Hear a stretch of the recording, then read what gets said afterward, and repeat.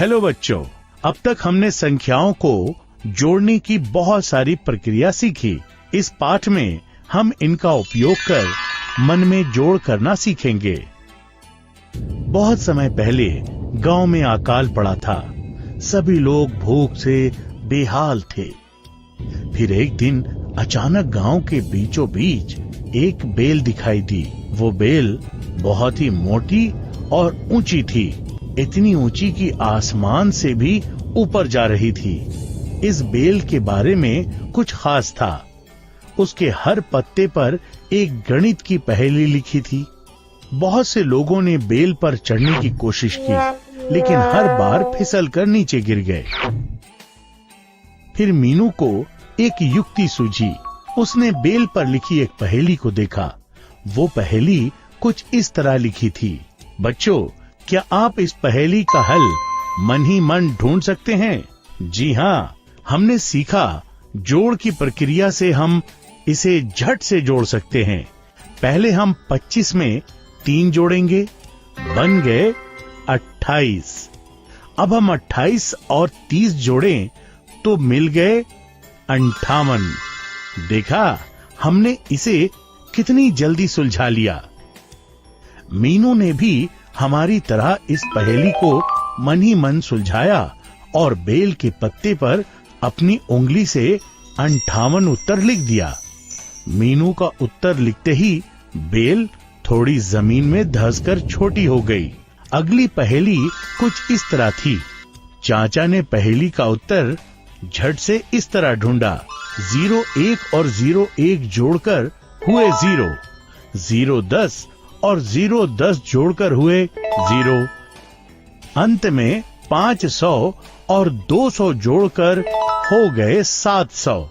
बच्चों, याद रहे, अगर कोई भी 3 अंकों वाली 2 ऐसी संख्याएं जोड़नी हो जिसमें 10 और 1 के स्थान में केवल 0 हो, तो हम केवल 100 के स्थान में लिखे नंबर जोड़कर उसके आगे 2 0 लगाकर उस जोड़ का हल जल्दी से ढूंढ सकते हैं। चाचा ने भी मीनू की तरह अपनी उंगली से पहेली का उत्तर 700 बेल के पत्ते पर लिख दिया और फिर वही हुआ। बेल और भी जमीन में धंस गई और छोटी हो गई।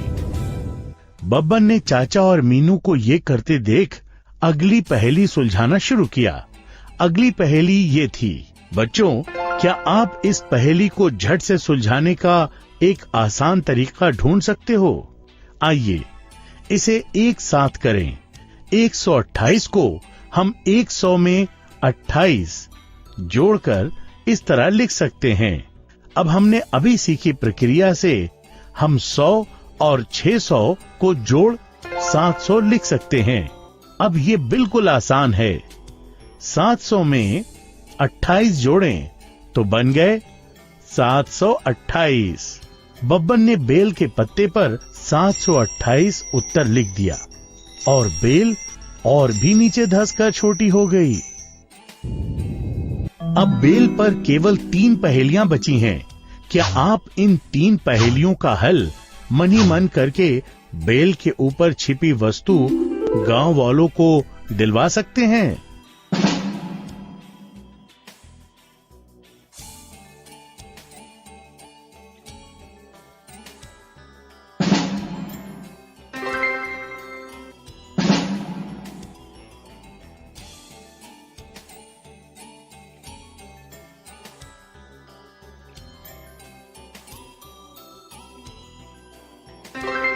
अरे वाह बच्चों, आपने इसे बहुत जल्दी बिल्कुल सही सुलझा लिया है।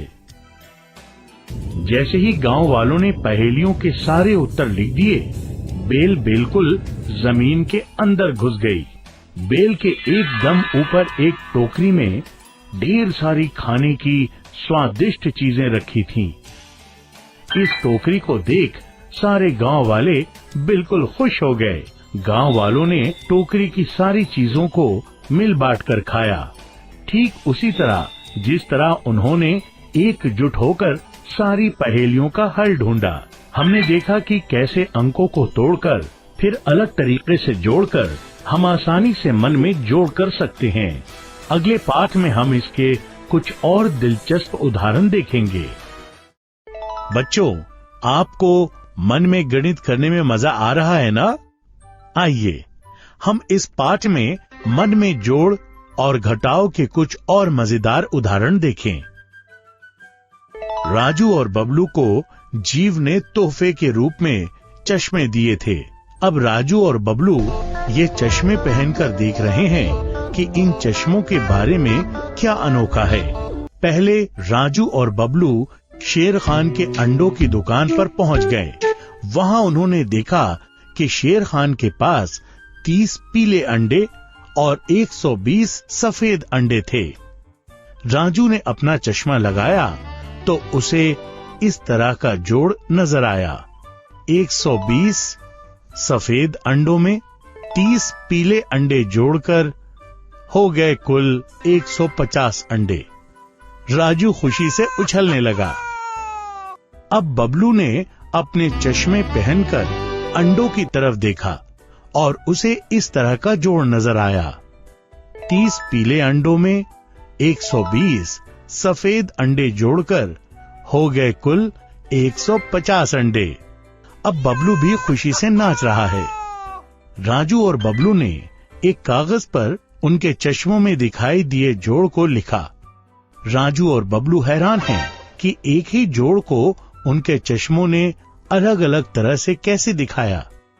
क्या ये दोनों जोड़ सही हैं?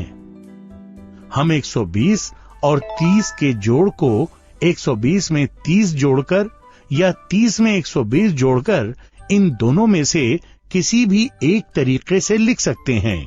इस तरह राजू और बबलू दोनों के चश्मों में दिखाई दिए जोड़ बिल्कुल सही है। राजू और बबलू उत्साहित हो गए। उन्होंने अब बब्बन के नींबू पानी स्टॉल पर जाने का फैसला किया।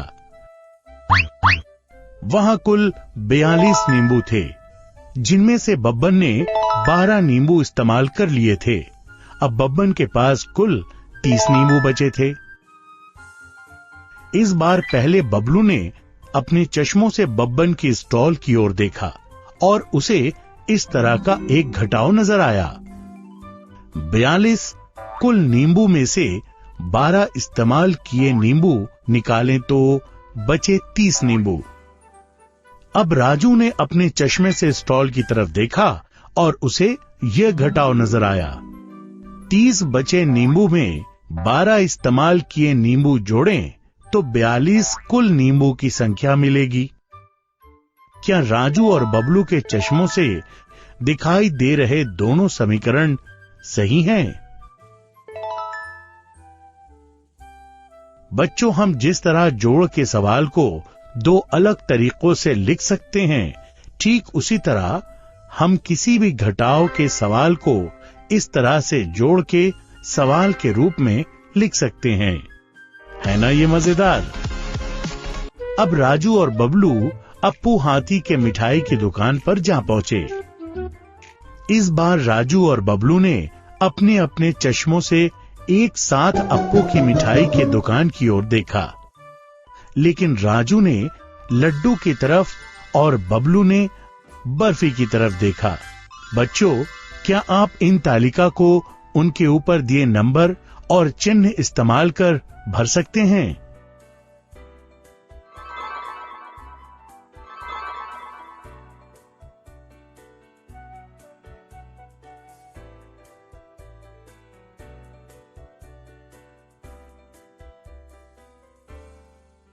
शाबाश बच्चों, आपने ये तालिका में बिल्कुल सही उत्तर लिखे हैं। राजू और बबलू और बहुत सी जगहों पर घूम घूम कर अपने चश्मों का आनंद उठाते रहे। आप भी मन ही मन जोड़ और घटाव की इन प्रक्रियाओं का इस्तेमाल कर गणित का आनंद उठाइए। बच्चों, इस पाठ में हमने मन में जोड़ और घटाव के कुछ और मजेदार उदाहरण देखे।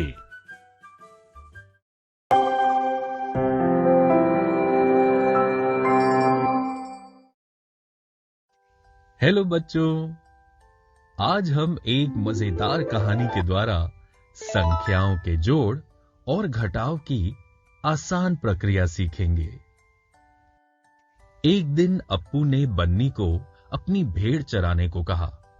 अप्पू के पास कुल 568 भेड़ थी। एक हफ्ते बाद जब बनी शाम को भेड़ लेकर लौटा तो अप्पू ने पाया कि उनमें 127 भेड़ कम थीं। जब अप्पू ने उन 127 भेड़ के बारे में बन्नी से पूछा तो बन्नी ने उससे कहा कि पहाड़ पर जहां वो भेड़ चराने ले गया था वहां रोज एक भेड़िया आता है और वो हफ्ते भर में 127 भेड़ खा गया। अप्पू सोच रहा है कि अब उसके पास कुल कितनी भेड़ बची हैं।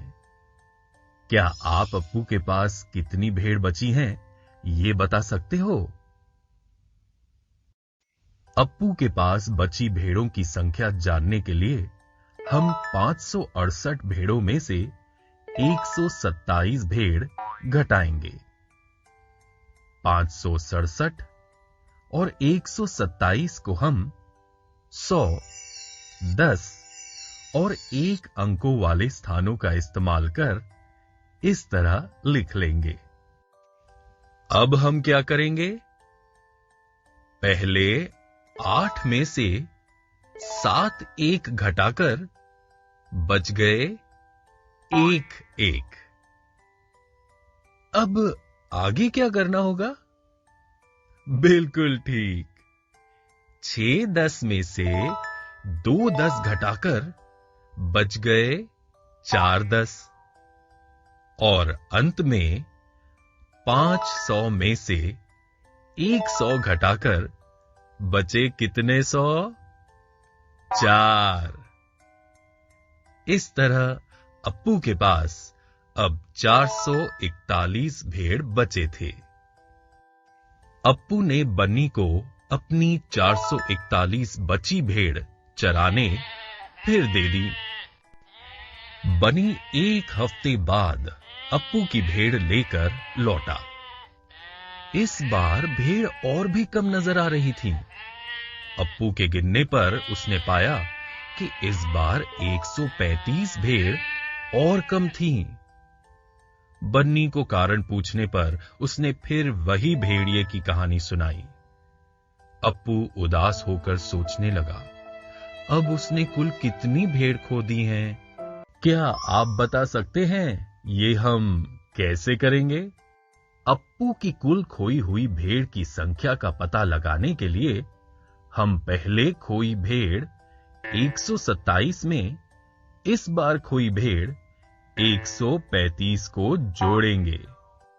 पहले हमें क्या करना होगा? जी हां, 7 1 में 5 1 जोड़कर हो गए 12 1। हम 12 1 को कैसे लिखेंगे? बिल्कुल सही, हासिल कैरी ओवर की प्रक्रिया का इस्तेमाल कर 10 1 के टोकन को 1 10 के टोकन में इस तरह 1 हासिल के रूप में लिखेंगे। और अब हमारे पास कितने 1 के टोकन बचे? 2 1 के टोकन। अब हमारे पास कुल कितने 10 हुए? 6 10। अब अंत में हम सारे 100 जोड़ें तो कितने 100 हुए? 200। अप्पू ने अब तक कुल 262 भेड़ खोई। इस बार अप्पू ने बन्नी को भेड़ ले जाने के लिए 1 हफ्ते बाद आने को कहा। उस हफ्ते अप्पू मार्केट गया और अचानक उसने उसकी एक भेड़ गग्गू के पास देखी। पूरे गांव में केवल अप्पू के पास वो इकलौती काली भेड़ थी, इसलिए वो उसे झट से पहचान गया। गग्गू से पूछने पर अप्पू को पता चला कि उसने वो भेड़ बन्नी से खरीदी थी। अब अप्पू को पता चल गया कि उसकी भेड़ कोई भेड़िया नहीं खा रहा था, बल्कि बन्नी उसकी भेड़ मार्केट में अच्छे दाम में बेच रहा था। अगले हफ्ते जब बन्नी भेड़ ले जाने के लिए आया तो अप्पू भेड़ में छिप गया। जैसे ही बनी भेड़ बेचने के लिए मार्केट पहुंचा, अप्पू ने उसे रंगे हाथों पकड़ लिया। बनी ने अप्पू से माफी मांगी और उसके भेड़ को बेचकर मिले सारे पैसे उसे लौटा दिए। बच्चों, इस पाठ में संख्याओं के जोड़ और घटाव की आसान प्रक्रिया सीखी। अगले पाठ में हम इसके कुछ और दिलचस्प उदाहरण देखेंगे। बच्चों, पिछले पाठ में हमने संख्याओं के जोड़ और घटाव की आसान प्रक्रिया सीखी। इस पाठ में हम इसके कुछ और दिलचस्प उदाहरण देखेंगे। गांव के सभी व्यापारी अपनी वस्तुएं बेचने के लिए अक्सर शहर जाया करते थे।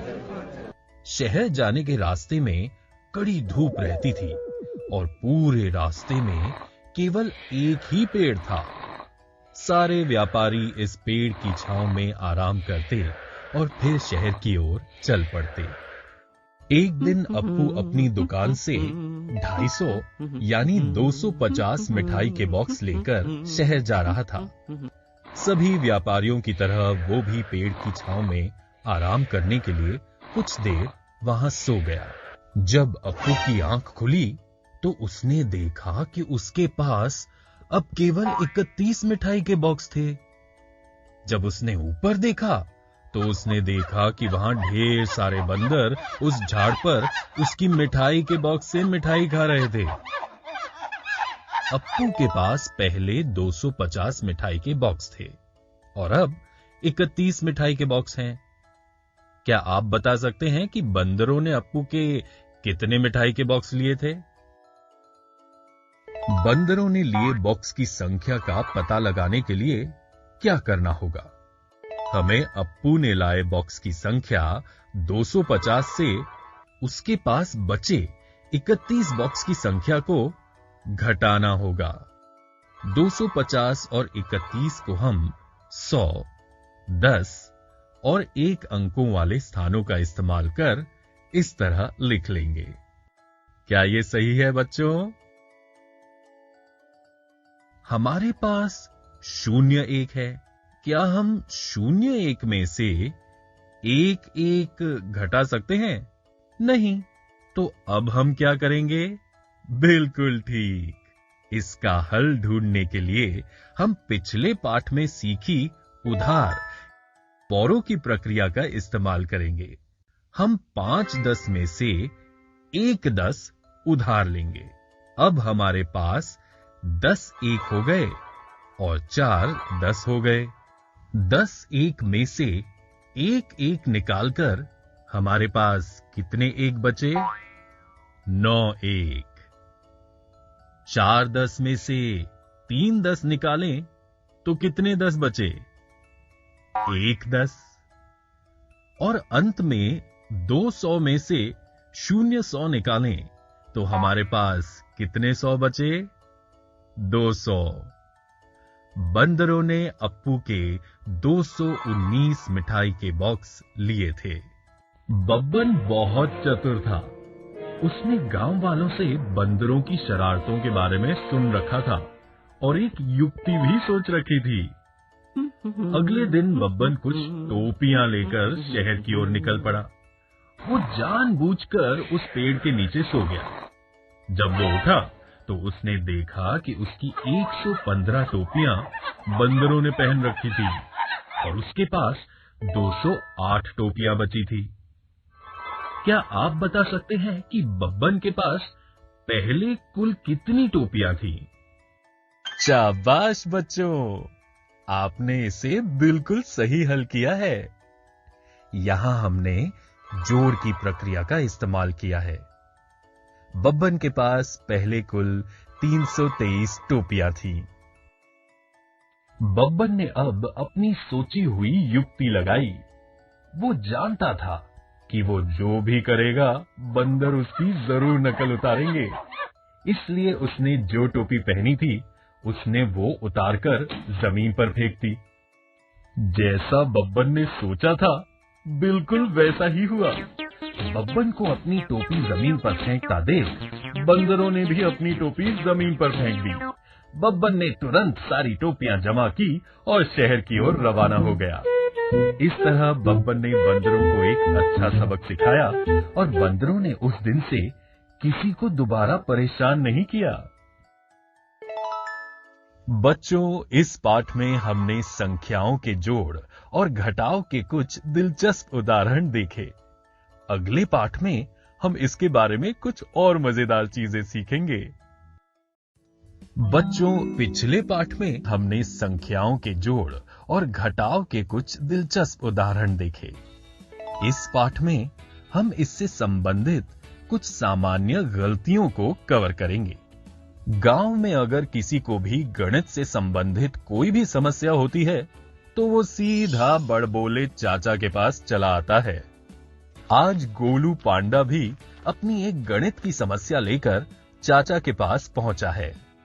गोलू पांडा चाचा को बता रहा है कि आज सुबह बब्बन उसकी डेयरी पर दूध लेने आया था।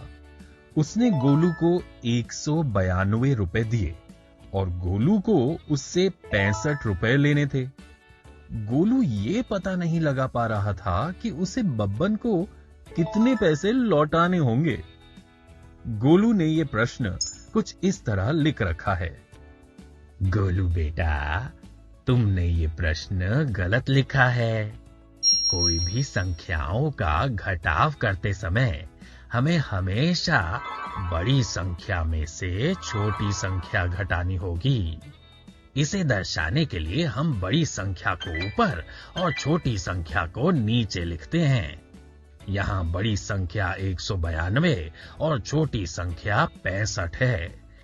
इसलिए हम तुम्हारे प्रश्न को इस तरह लिखेंगे।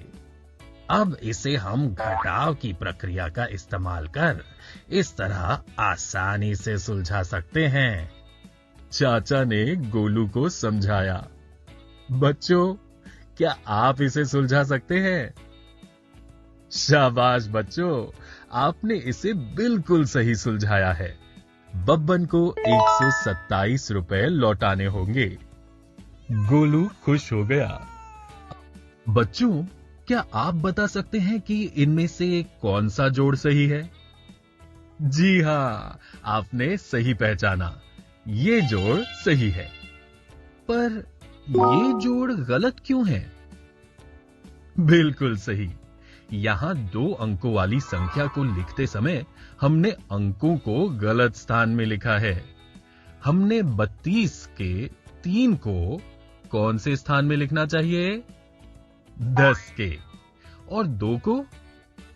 बिल्कुल सही, 1 के स्थान में। बच्चों, याद रहे, किसी भी संख्या को लिखते समय ध्यान रखें कि उसके अंकों को आप सही स्थान में लिखें। गोलू चाचा से इन गलतियों के बारे में जानकर खुश हो गया और उसने चाचा से जोड़ और घटाव करते समय वो गलतियां न दोहराने का वादा किया। बच्चों, हम आशा करते हैं कि आप भी ये गलतियां नहीं करेंगे। इस पाठ में हमने संख्याओं के जोड़ और घटाव से संबंधित कुछ सामान्य गलतियों को देखा।